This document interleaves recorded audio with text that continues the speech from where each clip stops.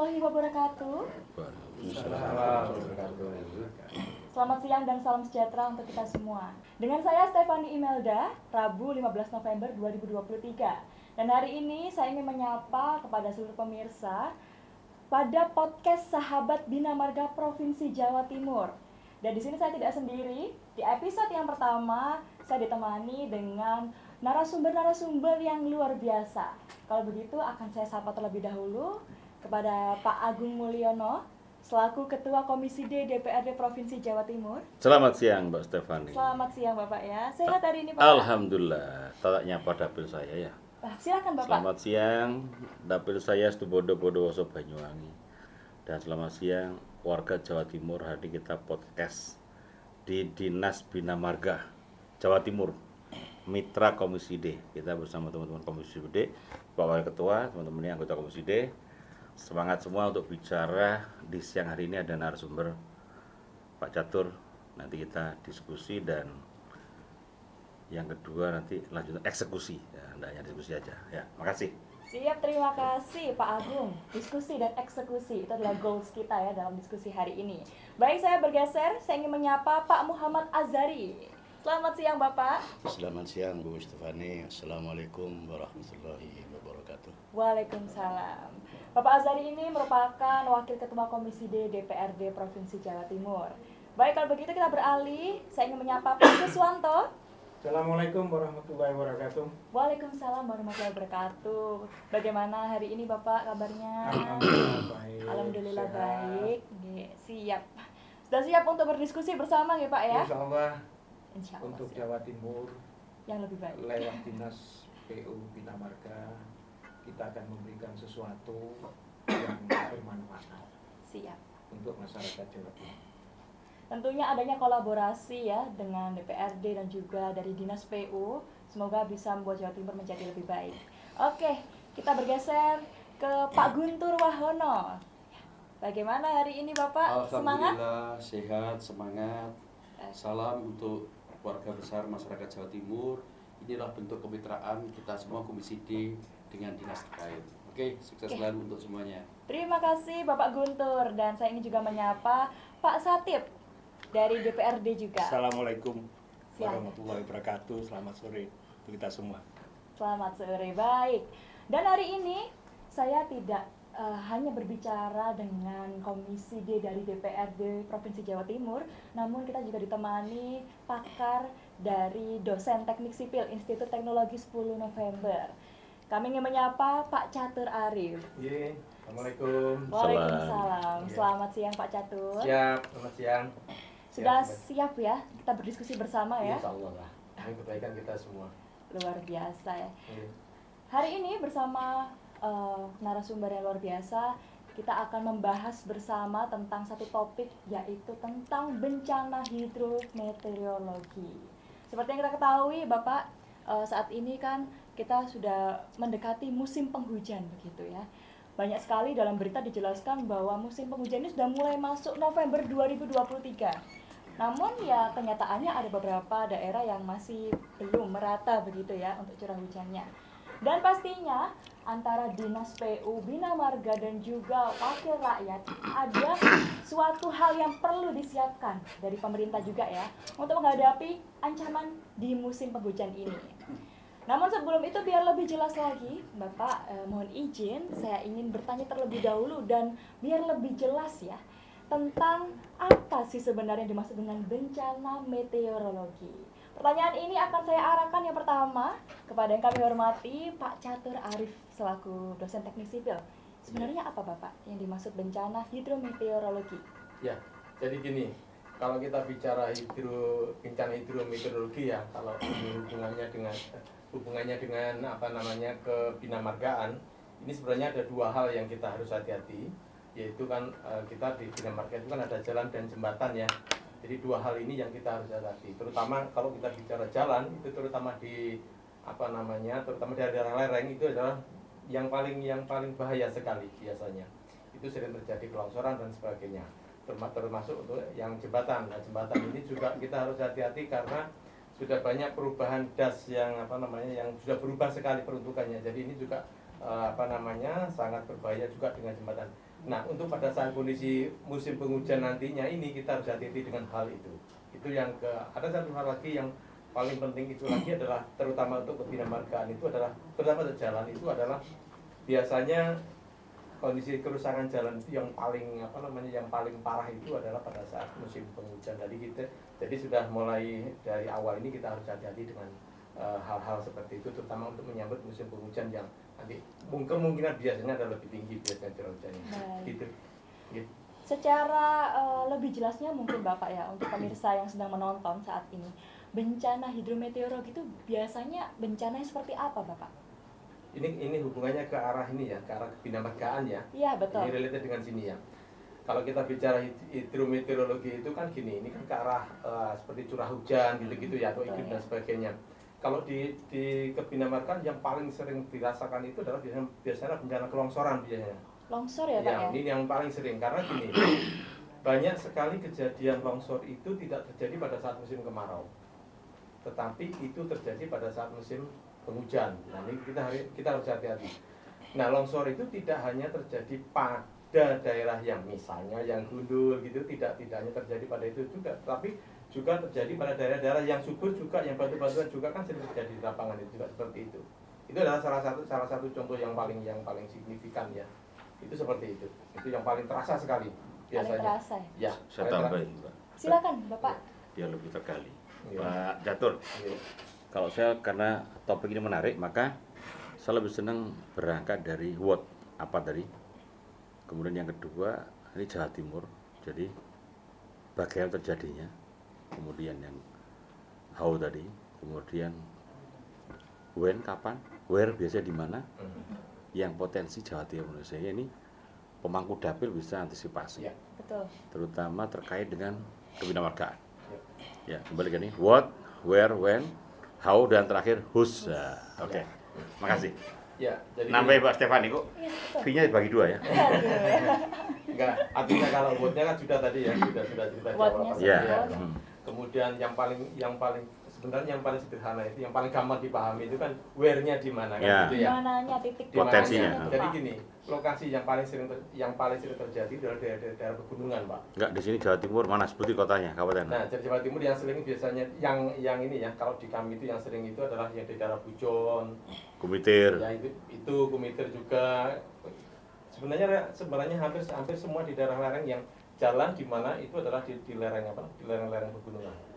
Itu untuk longsor ya Pak? Iya, untuk longsoran itu hampir jadi tidak hanya misal ya, longsor itu tidak hanya pada jalan yang misalnya tanah yang gampang longsor, tidak hanya gitu. Di daerah pegunungan yang batuan pun juga akan terjadi seperti itu. Nah, kita harus hati-hati dengan begituan. Kalau 5 daerah Jatim terawan mana itu? Paling rawan? Where? Paling rawan ya, Pak. 5 rawan. aja.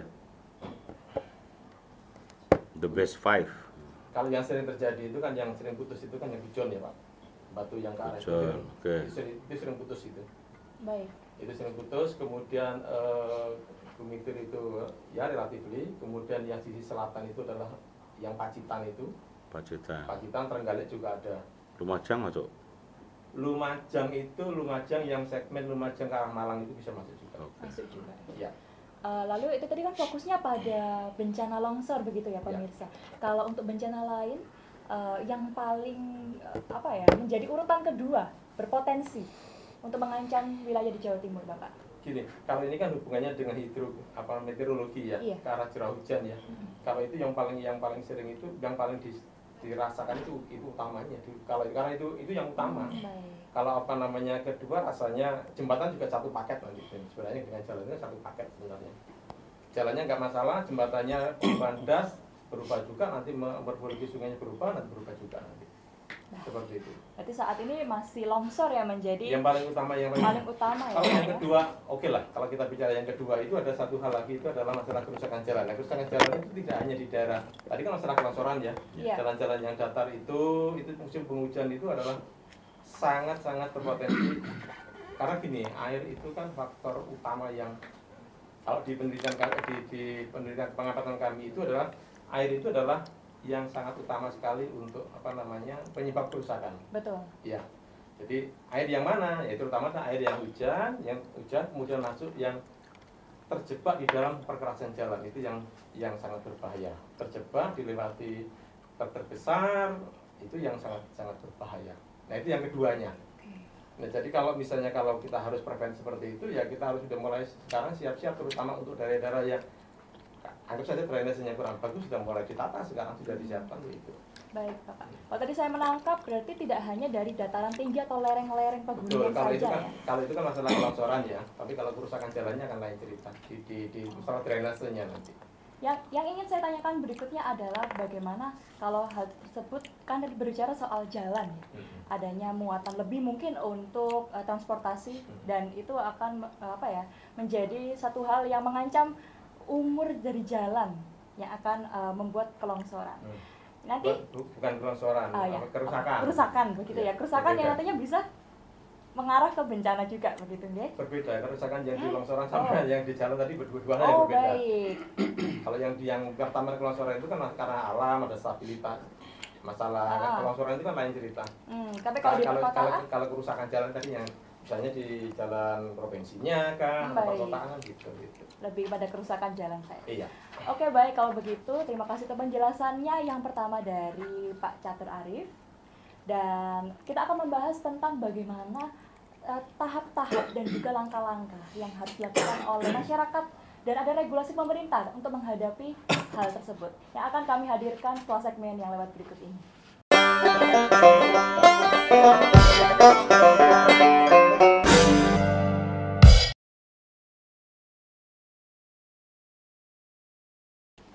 Baik pemirsa, senang sekali kita kembali di segmen kedua, yaitu pada podcast Sahabat Bina Marga Provinsi Jawa Timur yang hari ini fokus untuk membahas tentang bencana hidrometeorologi. Kalau di segmen sebelumnya sudah dijelaskan oleh Bapak Catur Arif mengenai apa yang dimaksud dengan bencana hidrometeorologi dan kawasan mana yang memiliki dampak paling tinggi untuk mengalami bencana. Mungkin pada segmen kali ini kita akan bertanya kepada Komisi D DPRD Provinsi Jawa Timur. Yang akan saya arahkan pertama mungkin kepada Bapak Muhammad Azhari, ya, selaku Wakil Ketua Komisi D.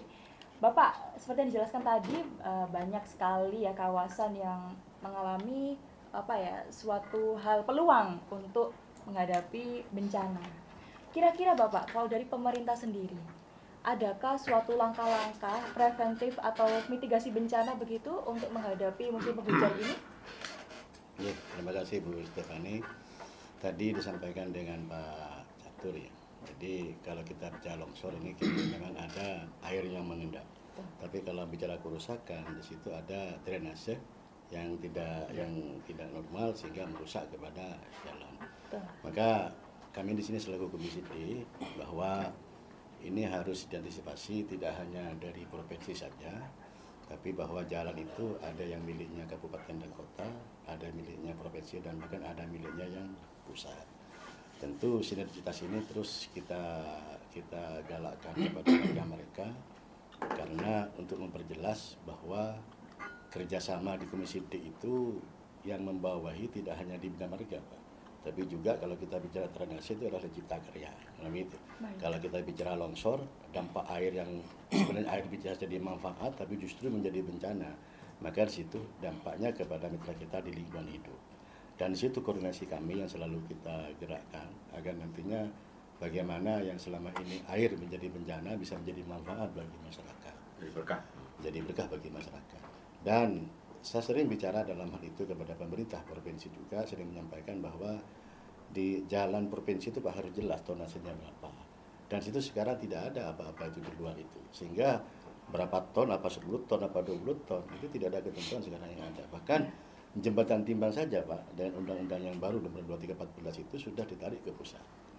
Kita sudah berkali-kali Pak, bahwa bagaimana teman timbang itu menjadi suatu hal yang positif, agar nanti ada regulasi yang bisa mengatur sehingga tonase yang masuk ke jalan provinsi atau pusat itu ada ketentuan-ketentuan yang ada, sehingga rusaknya jalan di provinsi itu yang ditemukan tadi itu hampir 70% ini jalan yang sudah mengarah ke pengerusakan. Jadi artinya di situ rusak tadi itu bisa satu dari drainase, bisa satu adalah bisa dari dari beratnya muatan, Beratnya sehingga muatan. kami selaku Komisi D itu sering menyampaikan kepada stakeholder yang ada agar dampaknya menjadi positif untuk kepentingan masyarakat yang akan datang. Di antaranya kepada lingkungan hidup agar tidak berdampak, terus kepada cipta karya, kepada sumber daya air, karena status lain saling keterkaitan. Betul sekali. Ya, Ya. jadi itu dulu aja dari saya Pak, Bu Stefani. Yang lanjutnya dari kita teman-teman lebih menjelaskan lagi.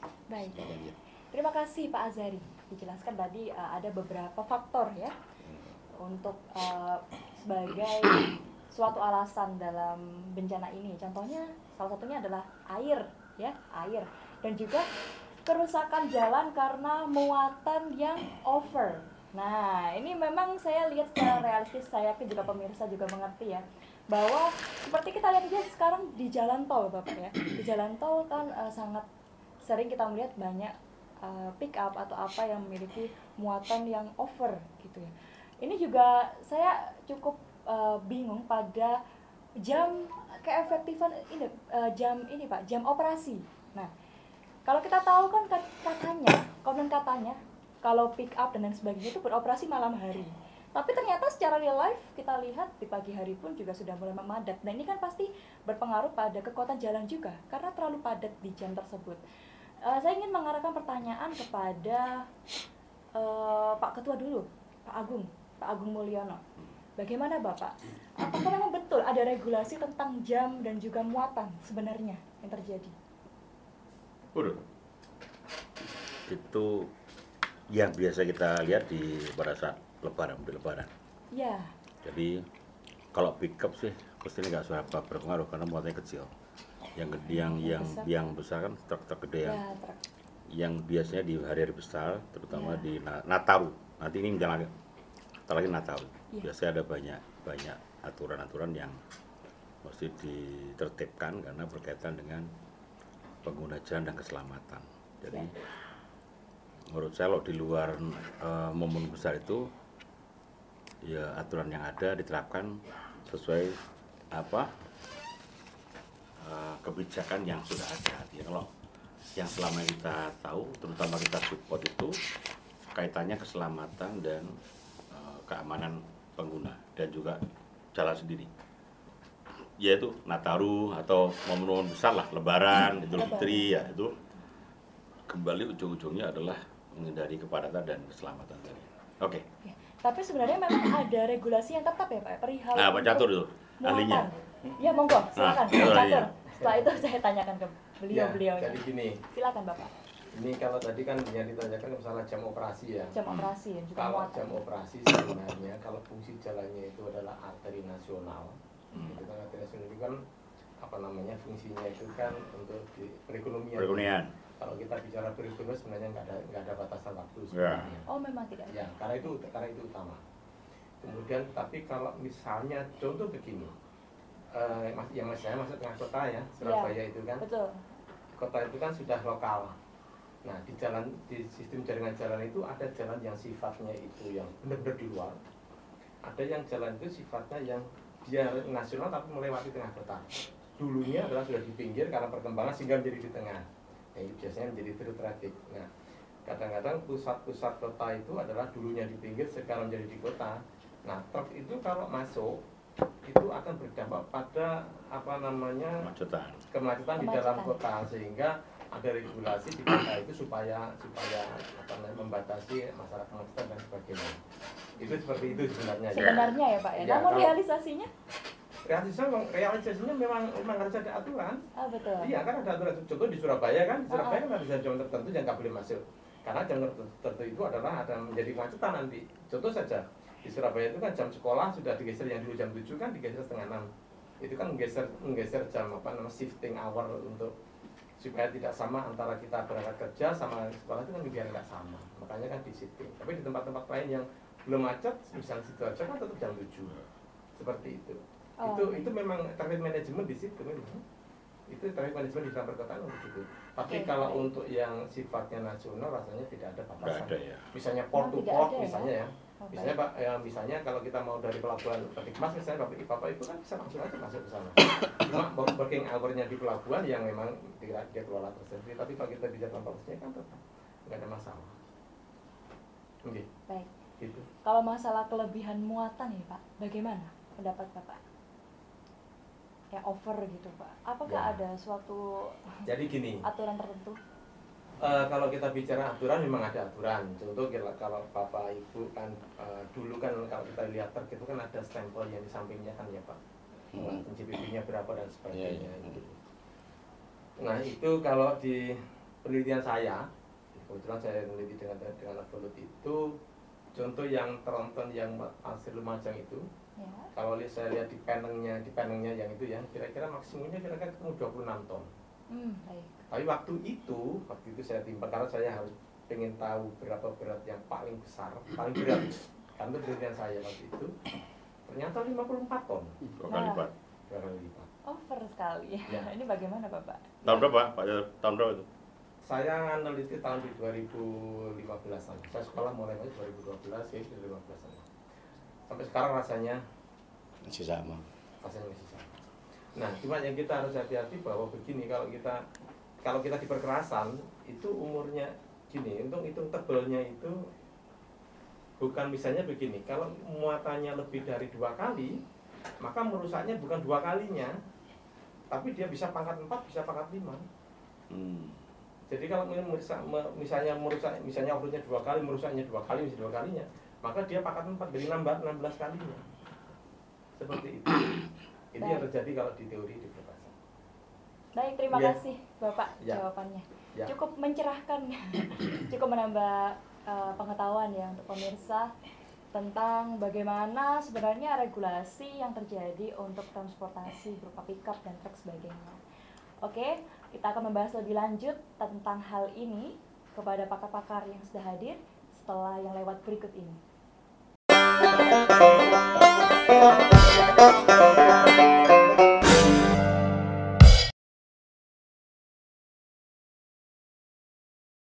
Baik pemirsa, kembali lagi di podcast bersama Dinas PU Bina Marga.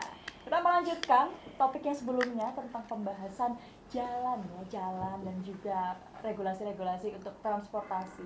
Nah, kita akan berlanjut dan kita akan berpindah fokus.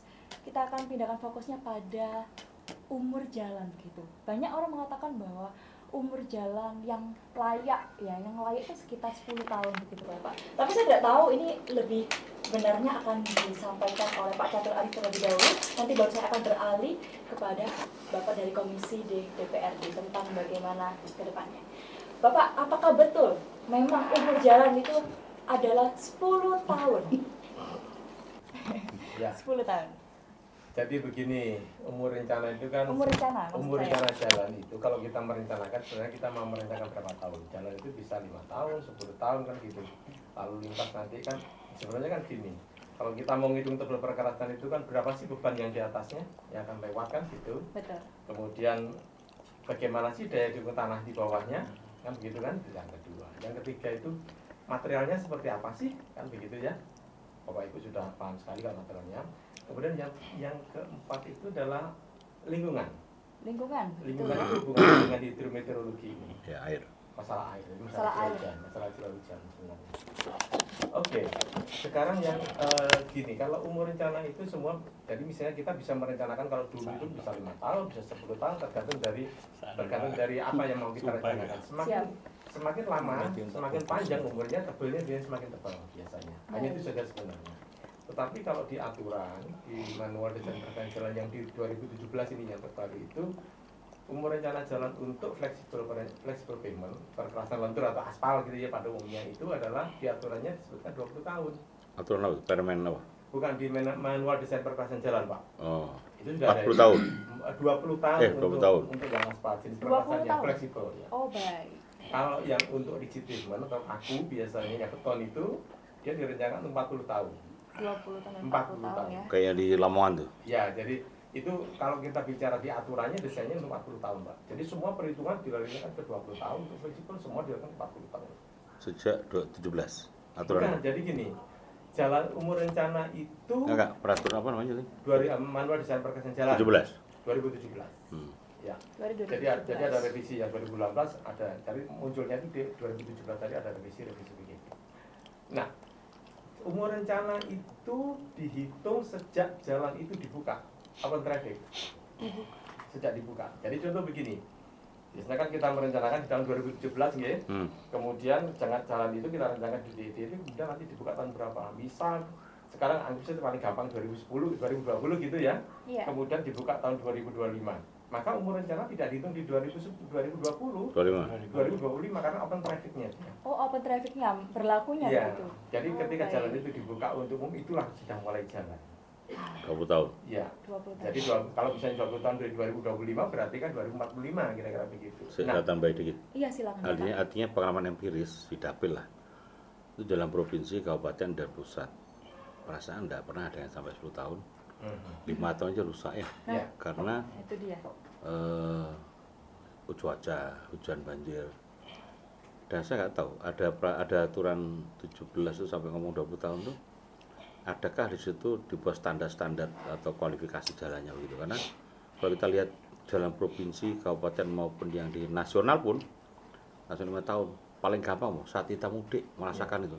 Iya. Nah itu gimana Pak Catur? Jadi gini, kita coba berangkat dari sebelum ke existing ya. Ya. Kita berangkat di aturan dulu ya. Kalau di aturan itu, karena ada perkerasan itu yang paling bawah namanya SAPIS, umumnya ya begitu ya. Kemudian yang di bawah itu adalah tanah dasarnya SAPIS. Di aturan yang terbaru itu adalah muka air banjir tertinggi, muka air banjir tertinggi yang di lingkungan tadi ya, yang ke-4 itu adalah 1,5 di bawahnya ini.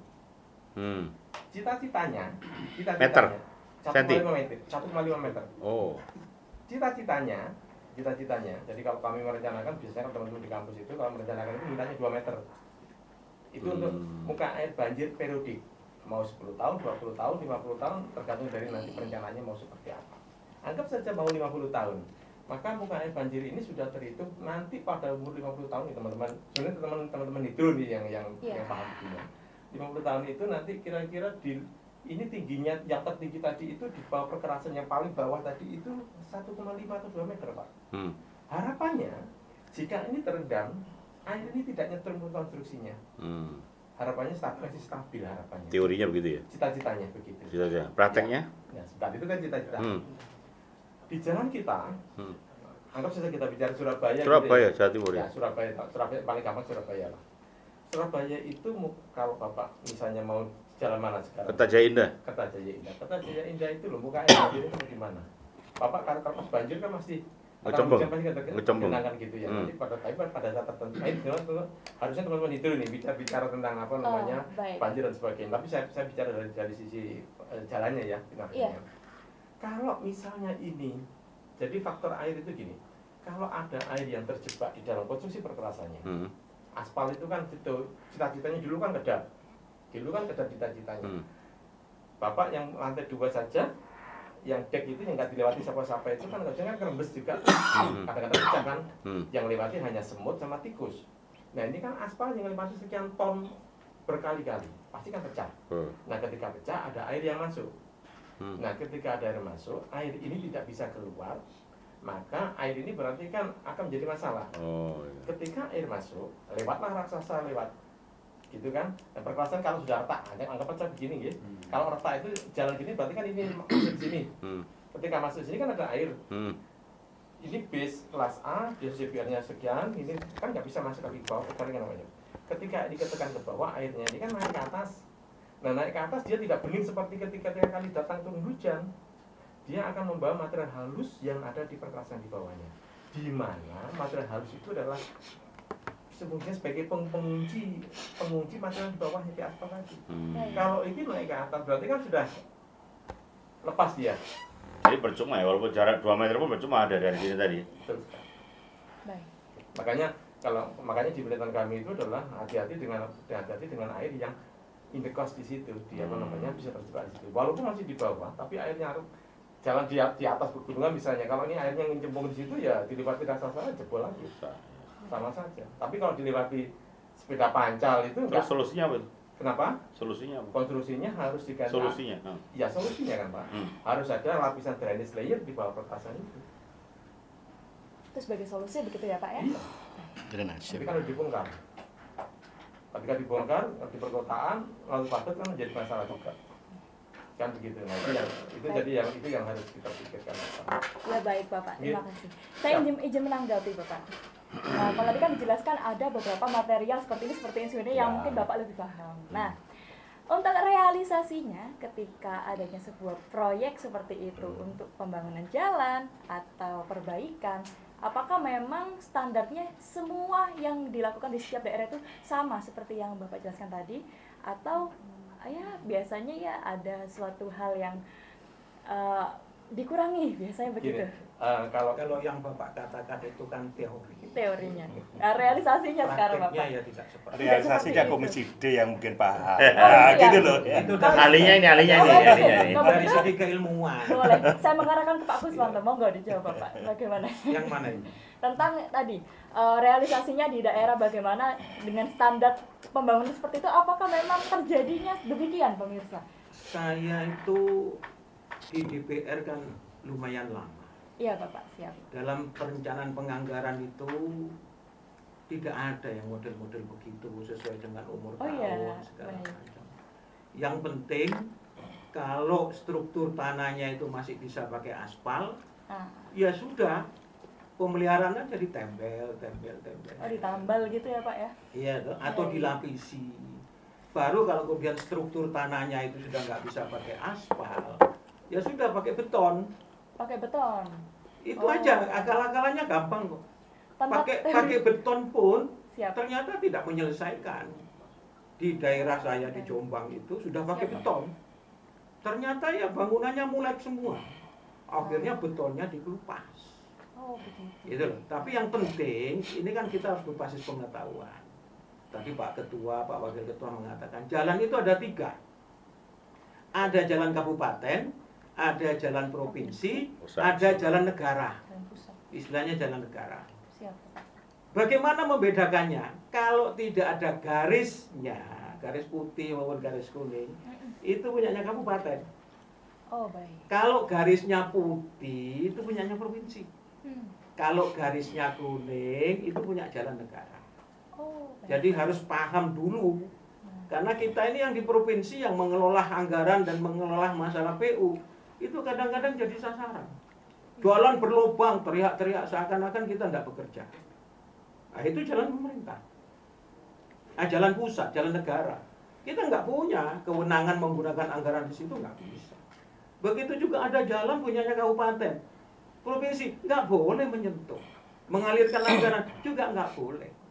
Kita hanya bisa menggunakan anggaran kita untuk jalan provinsi. Itu. betul. Jadi saya banyak hal yang ingin saya sampaikan ini, masalah muatan segala macam. Baik. Jadi Setelah ini kita ini bersama PU sedang berbicara yang ingin disampaikan pesannya pada masyarakat. Inilah kita mau masuk penghujan. ya betul Pak. Tadi hidrometeorologi. Ya. Ya. Kita di Indonesia itu punya hanya 2 musim saja. Karena kita masuk kategori Tropis. negara tropis. Musim kemarau dan musim penghujan. Hujan. Musim kemarau hampir tidak ada resiko kecuali kekurangan Kurang air. kekeringan. Ya, kalau sekarang akan memasuki musim hujan, pemicunya itu air. Ada yang longsor karena tebing-tebingnya, struktur tanahnya sudah mulai rapuh. Ada lagi karena banjir sehingga menimpa jembatan rusak, menimpa jalan segala macam. Kalau genangannya berhari-hari, aspal pasti rusak.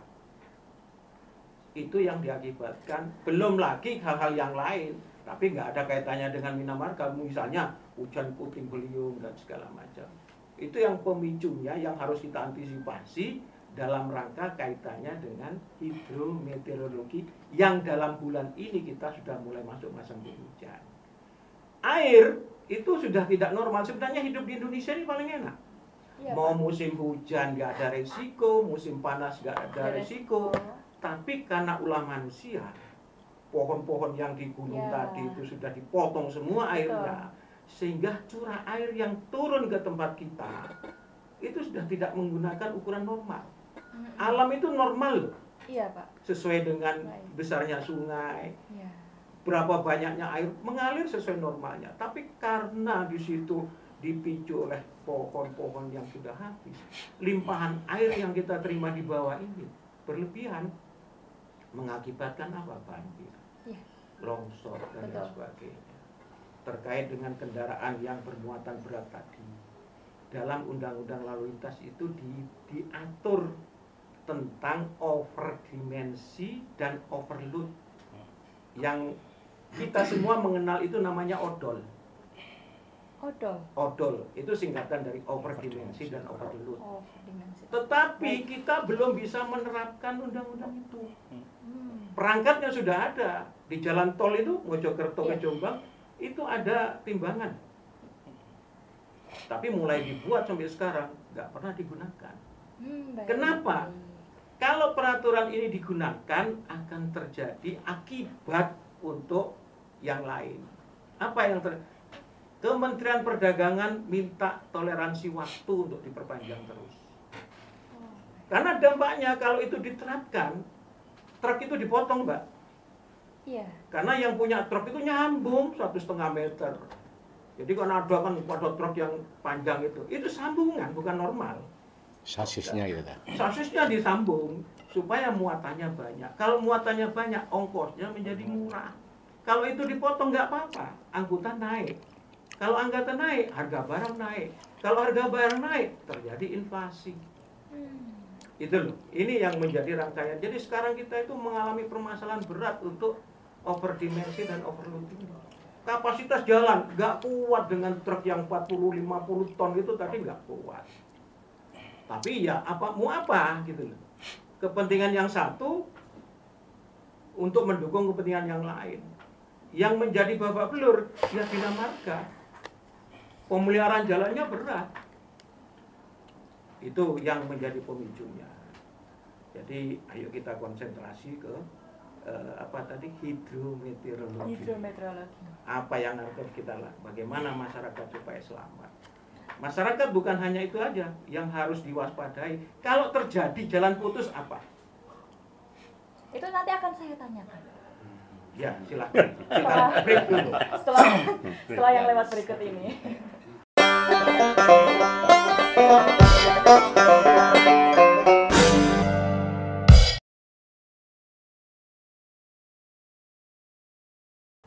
Baik, kembali lagi di segmen kali ini, yaitu bersama dengan podcast Sahabat Bina Marga Provinsi Jawa Timur, dan kita akan melanjutkan topik pembahasan yang sebelumnya dibicarakan. Dan yang terakhir tadi telah ditanggapi oleh Pak Kuswanto terkait bagaimana fokus di bidang bencana hidrometeorologi. Tadi sempat dijelaskan bahwa salah satu faktornya adalah air. Nah, air ini menjadi masalah ya pemirsa. Kita mengerti bahwa atas ulah manusia yang awalnya alam ini normal ya, mengatur sesuai dengan jalannya secara natural, tapi karena ulah manusia hal ini membuat sebagai salah satu aspek bencana. Nah, yang ingin saya tanyakan, saya akan arahkan ke Pak Satip ya. Pak Satip, saya ingin bertanya, kalau tadi menanggapi tentang apa yang dikatakan Pak Kuswanto mengenai air. Iya. Tadi dijelaskan ada masalah air karena banyaknya pohon, akhirnya curah hujan atau curah airnya yang turun ke kita over. Bagaimana tanggapan Bapak dan bagaimana solusi yang diberikan pemerintah terkait hal ini, Bapak? Baik, tadi kalau Pak Kuswanto menyampaikan bahwa kita di Indonesia itu ada 2 musim. Justru saya menambahkan 1 musim lagi. Oh iya, musim apa itu? Musim hujan, musim kemarau, musim banjir. Oh, musim Nah, baru. setelah ini banjir ini pasti. Musim baru pemirsa ya? Ya, musim Baik. banjir. Begitu Bapak. Karena selama ini kita selama di Komisi D, kita yang paling sering itu ketika ada menghadiri undangan koordinasi penanganan banjir. Oh, banjir Gitu ya, loh. Pak ya? Jadi penanganan banjirnya. Padahal kami itu Komisi D sangat berharap ada undangan itu koordinasi dalam rangka antisipasi banjir gitu loh. Tapi yang terjadi adalah Penanganannya malah. penanganannya sudah terjadi ya. Kita kepingin justru antisipasinya di sini kedepankan. Baik. Kalau kita di sini kembali ke tema kaitannya dengan hidrometeorologi, memang betul apa yang disampaikan oleh pendahulu tadi bahwa kita konsentrasinya kaitannya dengan curah hujan yang tinggi, kemudian kita kaitkan dengan Bina Marga, memang di sini ada apa ya, semacam lingkaran setan. Ya. Karena sekarang yang pertama, ketika kita bicara kemampuan jalan itu sudah didesain oleh konsultan perencana dan juga oleh dinas Bina Marganya. Jalan ini mau dilewati angkutan yang seberapa besar sih tonasenya? Ini sudah ada perencanaan sendiri. Seperti jalan kabupaten. Jalan kabupaten itu maksimal sekian ton. Jalan provinsi juga sama, sekian ton. Baru jalan nasional, seperti itu. Nah, sekarang jalan kabupaten ini sama dengan provinsi, ada garis putih. Ya, betul. Kita Komisi D bolak-balik ngusulkan ya, kalau bisa tolonglah yang apa yang provinsi ini juga berbeda dengan yang kabupaten, biar masyarakat itu tahu, oh ternyata Ya, betul sekali. nah gitu loh. Nah, selama ini kan masyarakat taunya yang penting jalan milik pemerintah, nggak tahu kabupaten, kadang-kadang yang tahu malah yang nasional karena warna catnya adalah kuning. Nah, sekarang ini kaitannya dengan kemampuan tonase. Ini sudah dibikin sedemikian rupa oleh dinas sesuai dengan kemampuan jalan. Tapi ternyata di sini banyak apa yang sampaikan tadi, banyak kendaraan odol. Iya, betul Pak. Ini keterkaitannya juga cukup panjang dengan sisi perekonomian. Nah, jembatan timbang sudah tidak jalan. Akhirnya apa parameter kita dalam rangka untuk menekan agar angkutan ini sesuai dengan tonase? Tidak ada alat, perangkat tidak ada kita, kesulitan. Nah, oke, sekarang jalan kemampuannya harus 20 tahun misalkan, atau 10 tahun pun sekalipun. Nah, coba kita lihat, jalan yang paling kelihatan di depan mata kita, antara Wonorejo ke Leces, seperti apa? Yang dari sisi jurusan Wonorejo ke Surabaya. Belum sampai 1 tahun. Jalan nasional loh itu. Iya Pak. Jalan nasional. Jalan nasional. Tapi sudah bergelombang. Nah, sekarang bandingkan lagi dapil saya, Jember Lumajang. Jalan mulai Jalan Kasihan, Puger, sampai masuk ke Lumajang, itu seperti apa? Baru dibangun 2 tahun yang lalu. Yang terjadi? Yang terjadi sudah gelombang. Oh, baik. Nah, ini apakah hanya semata-mata karena bukan? Banyak penyebab juga. Salah satunya memang tonase yang lebih karena ada sebuah perusahaan besar di sana. Kita beberapa kali kunjungan ke sana sampai saya minta bersama teman-teman Komisi D minta tolong antara Bina Marga dan Dishub bersama-sama dalam rangka membicarakan ini. Kalau ini dibiarkan masyarakat yang dirugikan, anggarannya berapa puluh miliar kemarin dicurahkan sana. Tapi ternyata, nah, satu sisi odol yang lewat, sisi lain drainasenya, ini kaitannya dengan air tadi. Kalau drainase tidak diperhatikan, ya satu sisi kena odol, sisi lain kena air. Nah, apalagi musim hujan sebentar lagi. Dan cuaca kita saat ini kita tidak bisa memprediksikan seperti apa, curah hujan tinggi. Akibatnya apa? Juga kembali lagi akibat manusia juga, kan gitu. Iya, betul. Kita tidak bisa memprediksikan kita akan turun hujan pada bulan sekian. Tidak bisa. Kita akan nanti hujannya tingkat kelebihannya sekian. Tidak bisa juga. Karena kondisi alam yang sudah seperti ini. Ini kembali lagi, ya kan, ulah manusia lagi. Nah, dari sinilah maka kami dari Komisi D ketika kita rapat kerja bersama dinas-dinas teknis mitra khususnya Bina Marga, kita selalu minta dan menyarankan tolong kita ini mau menghadapi curah hujan yang tinggi atau musim hujan di tempat-tempat tertentu yang kita indikasikan nantinya itu ada musibah longsor atau banjir karena drainase tidak ada. Persiapkan alat-alat ada di wilayah tersebut. Alat-alat yang Alat-alat berat termasuk eskavator, termasuk loader atau apalah. Ini dalam rangka apa? Antisipasi ketika terjadi longsor ini cepat-cepat ada tindakan.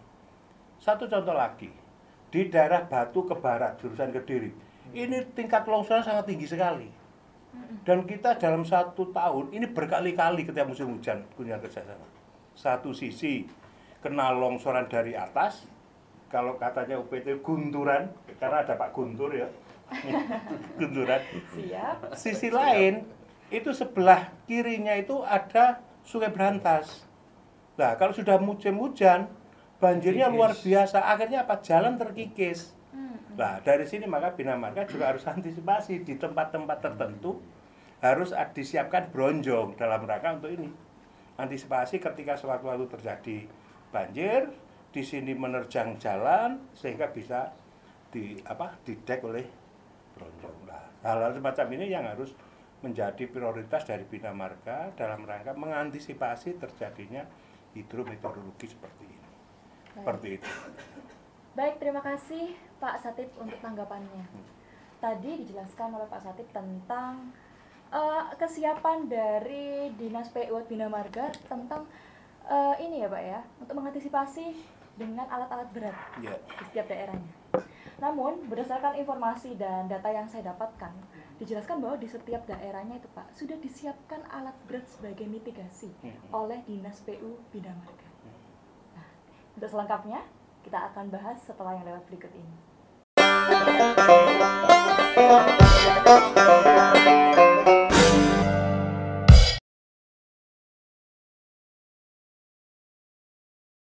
Pemirsa, kembali lagi bersama Stefani Imelda untuk melanjutkan pembahasan diskusi tentang podcast kali ini. Kita melanjutkan dari tanggapan dari Pak Satip ya, mengenai harusnya ada persiapan alat berat sebagai upaya mengantisipasi dan mitigasi dalam setiap daerah untuk menanggulangi kerusakan jalan atau lain sebagainya. Saat ini saya langsung beralih, karena terima kasih ditanggapi Pak Satip ya, saya beralih ke Pak Guntur. Baik Pak Guntur, seperti saya jelaskan tadi bahwa saya mendapatkan informasi nih Pak, kebetulan dari Dinas Bina Marga, bahwa di setiap daerahnya ada UPT pengelolaan jalan jembatan begitu, yang sudah menyiapkan alat berat dan sudah ready 1x24 jam. Kalau kita sinkronkan dengan apa yang disampaikan oleh Pak Satip, sebenarnya memang yang terjadi adalah ketidaktersediaan barang tersebut atau tidak adanya realisasi dengan hal tersebut. Silakan Bapak. Oke, terima kasih Mbak Stefani. Betul yang disampaikan Pak Satip. Ya, Pak Satip kenapa bisa menyampaikan? Karena Pak Satip tahu pada saat kita melakukan investigasi di lapangan pada saat terjadi longsor, mereka menjelaskan, ini Pak, alat-alat kami ini selalu standby di sini sehingga kalau terjadi longsor sewaktu-waktu, masyarakat tidak sampai terjebak di dalam kemacetan itu. Maka dalam waktu cepat, bahkan malam hari sekalipun itu langsung diatasi. Nah, ini betul kesigapan daripada dinas terkait. Tetapi jangan lupa, setiap longsor terjadi itu mesti ada penyebabnya. Tidak lain tidak bukan itu adalah ulah daripada manusia sendiri. Terjadi penebangan hutan sehingga akibatnya air yang mestinya teresap ke dalam tanah akhirnya menjadikan longsor, dan longsor inilah yang dari tahun-tahun selalu terjadi. Kalau tadi ada pernyataan bahwa apa antisipasi yang harus dilakukan. Sekarang banyak terjadi pendangkalan sungai yang sangat luar biasa. Dan itu berkali-kali kadang-kadang diusulkan, ya nanti kita anggarkan. Sekarang sudah mau musim hujan lagi, pendangkalan belum juga terjadi normalisasi. Ini persoalan. Nah, seperti yang terjadi, mohon maaf, di daerah Blitar Tulungagung, itu kalau ada hujan 3 hari, masyarakat itu sudah tergenang air. Tidak hanya setengah meter, bahkan 1,5, bahkan sampai 2 meter. Ini terjadi dari tahun ke tahun. Kami Komisi D sudah melakukan investigasi, melakukan komunikasi dengan para pihak, semua OPD yang terkait juga mengerahkan alat-alat, tetapi sampai detik ini pun masih belum tuntas. Dan ini yakin, kalau nanti terjadi musim hujan, banjir pasti terjadi lagi di sana. Ini yang satu hal yang menjadi catatan kami semua Komisi D, reaksi daripada OPD kadang-kadang, mohon maaf nih, kadang-kadang itu dilakukan pada saat terjadi musibah. Yang antisipasi ini kurang. Lah, ini mumpung masih ada sempat, kalau memang ada anggaran yang bisa untuk melaksanakan itu, untuk merealisasikan normalisasi, penataan, atau membuat saluran agar air ini tidak tergenang, disalurkan pada saluran yang benar, diarahkan ke sungai-sungai besar.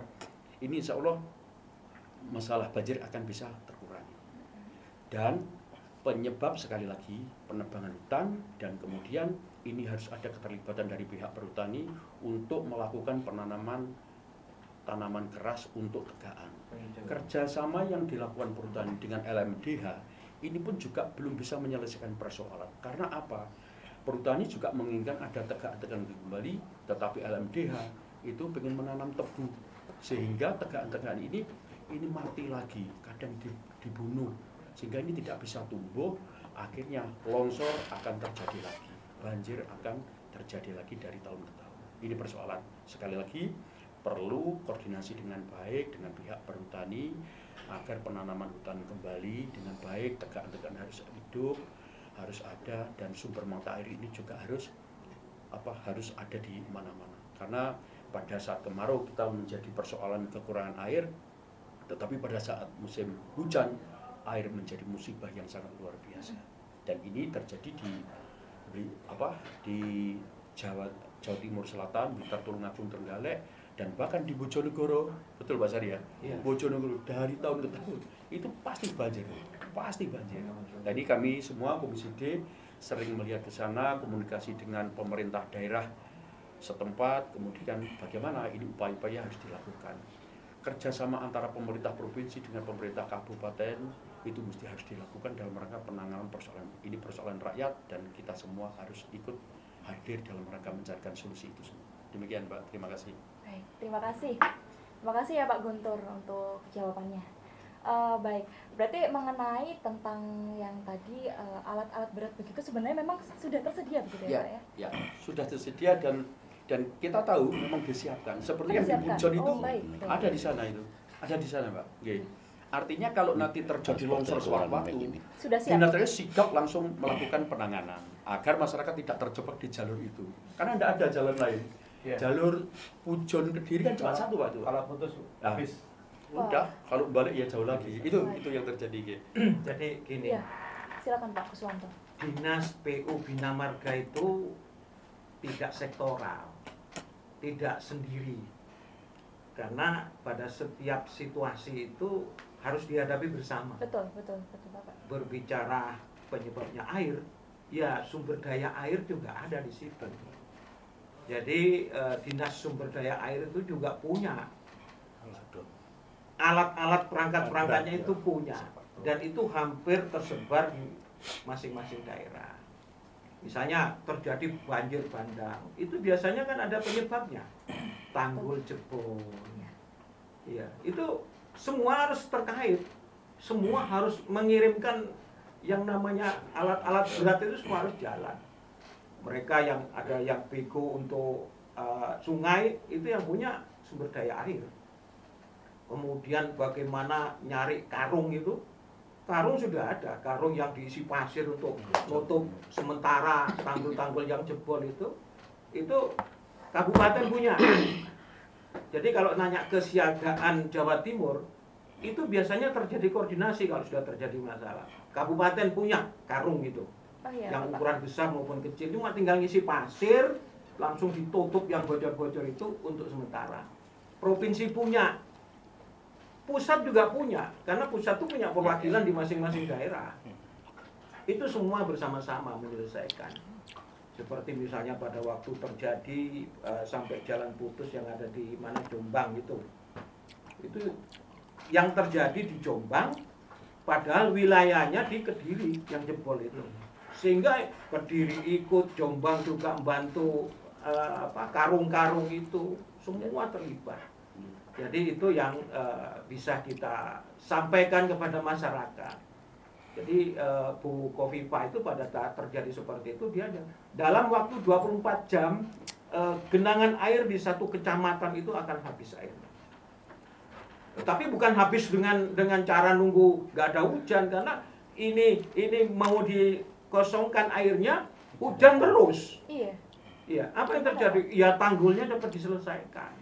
Pada waktu itu teman-teman komisi ini sampai ke tempatnya yang jebol itu, lokasi bencana yang jebol itu, mereka cepat karung.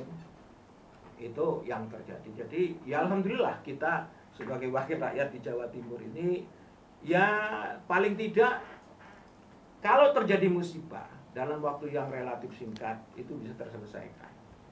Karena masyarakat biar aktivitas perekonomiannya jalan seperti Jember.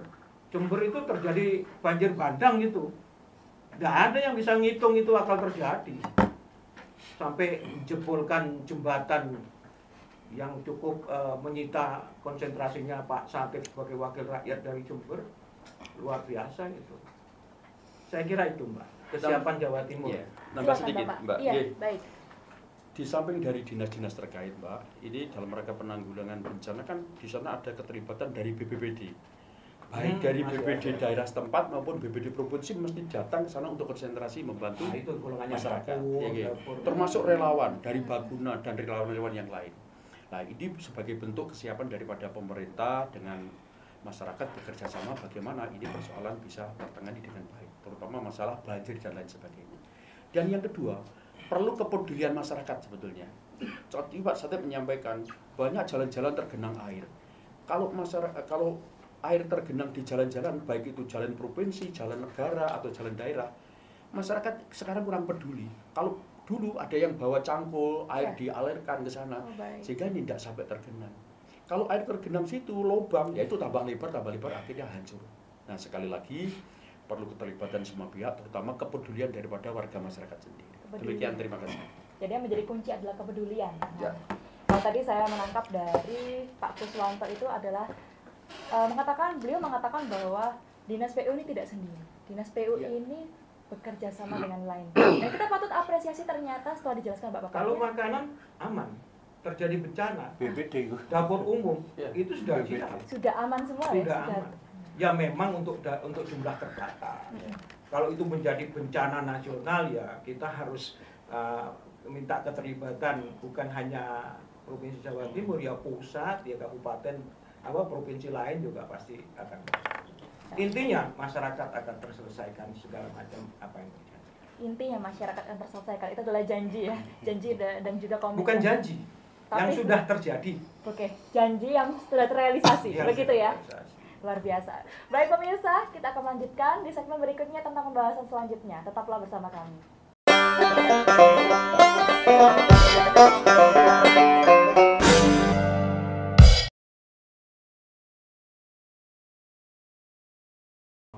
Baik, terima kasih pemirsa masih setia bersama kami dan tidak terasa kita berada di akhir sesi perbincangan yang luar biasa bersama narasumber yang tentunya berkompeten di bidangnya begitu ya.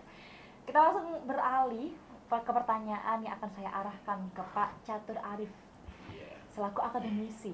Kalau tadi sudah banyak berbicara tentang bagaimana untuk mengantisipasi melalui struktur jalan atau lain sebagainya. Tapi yang menjadi fokus utama adalah sekarang masyarakat. Kepedulian masyarakat ini sangat penting pemirsa. Nah, kepedulian masyarakat ini pasti kan dibangun oleh sebuah edukasi yang dilakukan oleh pemerintah. Kira-kira saya ingin bertanya pada Pak Catur, edukasi apa Bapak yang paling penting yang dapat diberikan kepada masyarakat untuk mitigasi bencana hidrometeorologi ini? Silakan Bapak. Ya, terima kasih. Jadi kalau saya lebih concern ke arah karena nanti arahnya ke pengaduan ya soalnya. Ya. Jadi edukasi ke teman-teman masyarakat itu yang harus kita tahu itu, yang harus kita sampaikan itu adalah metode penanganan kerusakannya. Kalau di Bina Margaan itu kan ada pemeliharaan rutin, ada yang berkala, ada skema-skema seperti itu. Jadi ada teman-teman itu biasanya kalau yang sifatnya rutin, jalan berlubang, segera ditambal, terus kemudian nanti rusak lagi. Ini kan sifatnya karena memang rutin ya. Jadi tidak untuk jangka panjang memang. Jadi itu yang kadang-kadang di teman-teman tidak paham itu. Kan seringkali seperti itu ya. Ya, Itu yang harus ada edukasi penyampaian bahwa di perbaikan jalan itu seperti itu. Ada tahapan-tahapannya. Tapi kalau sudah rusak semua, nanti tentu teman-teman Bina Marga akan melakukan hal yang sewajarnya, yang sudah sesuai dengan aturannya akan seperti itu. Itu yang edukasi yang harus teman-teman masyarakat harus tahu. Jadi metode penanganannya seperti apa. Contoh yang paling kritis itu biasanya adalah yang paling sering mengadu itu kalau untuk di Surabaya kota itu kan trafficnya sudah rame begitu, ya. diperbaiki sedikit, macet sedikit, sudah rame SS-nya, padahal ini kan tujuannya begitu, nanti akan rusak lagi kan begitu. Nah terutama untuk yang pada saat musim penghujan ketika ada pemeliharaan rutin ini mohon dipahami bahwa itu adalah untuk sementara, bukan untuk jangka panjang. Jadi nanti itu yang perlu dipahami oleh teman-teman di lapangan seperti itu. Oke, terima kasih.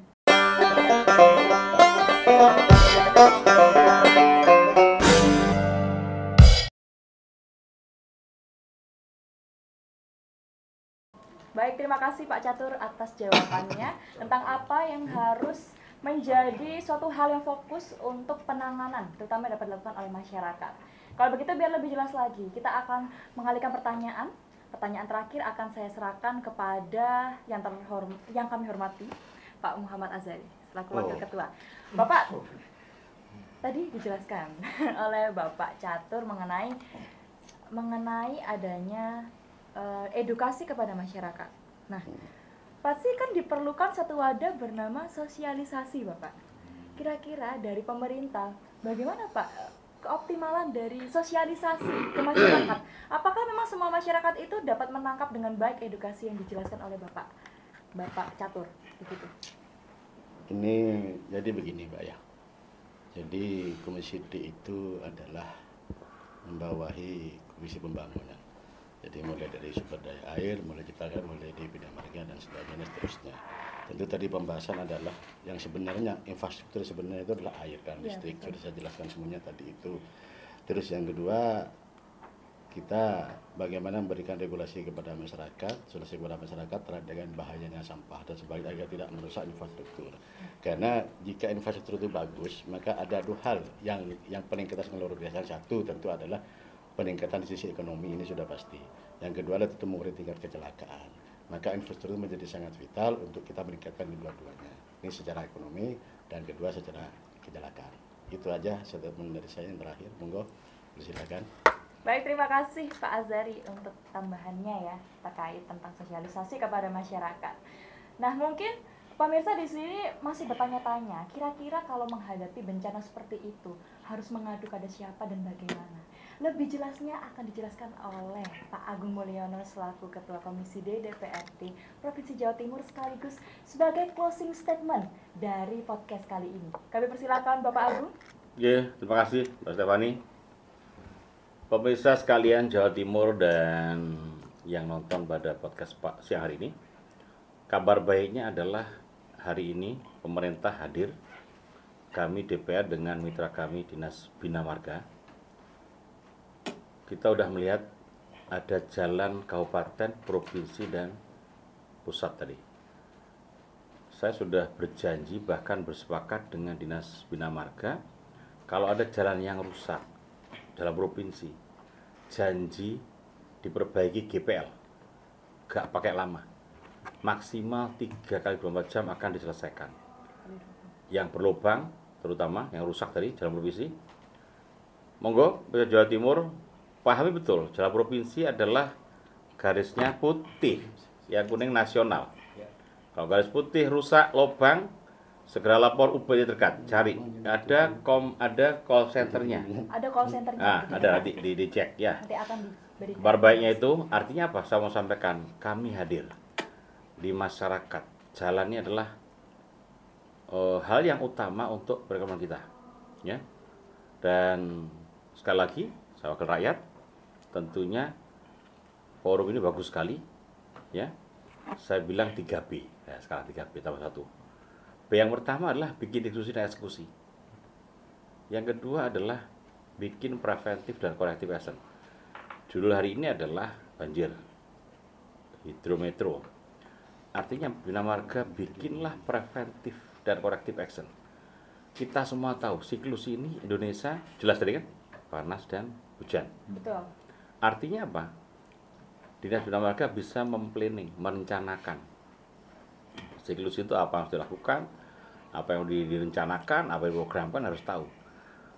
Karena hampir semua OPD harus punya siklus. Contoh kesehatan, pasti akan ada kapan siklus tifus, kapan siklus demam berdarah, kapan siklus katakanlah penyakit menular, itu ada. Artinya apa? Kejelian OPD hari Dinas Bina Marga. Yang ketiga B-nya adalah bikinlah program unggulan yang menyentuh masyarakat. Yang menyentuh masyarakat. Ya. Itu 3B. Kemudian peran kami DPR Itu 3S. S pertama, support kebijakan. Apapun yang lakukan di Bina Marga, asal untuk rakyat kita support. Yang kedua adalah support anggaran. Nah, yang ketiga adalah Stefani. bukan Oh, bukan. support implementasi. Yang keempat support Stefani. Demikian bisa semuanya. Ini Bina Marga dan DPR Provinsi Jawa Timur. Call center-nya adalah 0821 303 kali 8099. Saya ulang, kalau ada jalan berlubang di kota kabupaten Anda, itu jalan garisnya putih provinsi, komplain 3-4 jam. Kalau lebih dari itu, lapor Pak Kuswanto biar ditegur di mereka di sini. Ini konsennya 0821 3000 8099. Terima kasih. Baik, terima kasih Pak Agung Mulyono Ya. untuk closing statement dan juga jawaban atas keresahan masyarakat bingung harus mengadu pada siapa. Tadi yang sudah dijelaskan beliau, ada call center yang nanti mungkin akan ditampilkan begitu ya. Dan perlu diketahui sebagai yang paling utama adalah kalau ada keluhan tentang jalan provinsi bertanda warna apa tadi Pak? Warna putih. Putih garisnya. Jangan sampai salah, warna Ya. putih ya masyarakat yang sedang Marka, melakukan. garis marka. Karena terkadang ini ada masyarakat yang belum tahu Bapak Ya, ya. betul. Betul ya. Iya, Jadi paling enak ya garis itu. garis ya. Marka nanti aopo. Marka ya, garis putih ya pemirsa. Baik.